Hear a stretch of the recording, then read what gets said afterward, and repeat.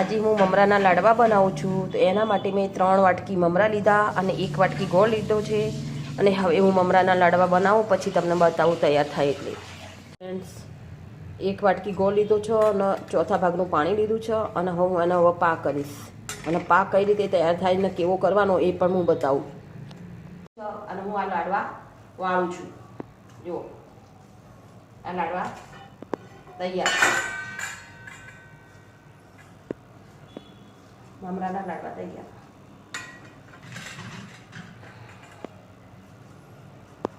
ઉત્તરાયણમાં બનાવીએ છીએ ને જે બજારમાં મળે છે ને એવા.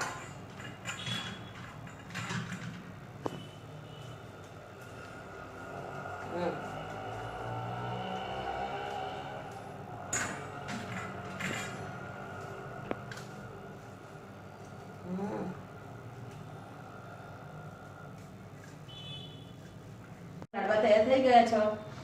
તો તમને કેવા લાગ્યા જો આ મમરાના લાડવા? અને મારી ચેનલને સબસ્ક્રાઈબ કરજો અને લાઈક પણ આપજો અને આવું નવું મને સપોર્ટ કરજો. ચલો બાય.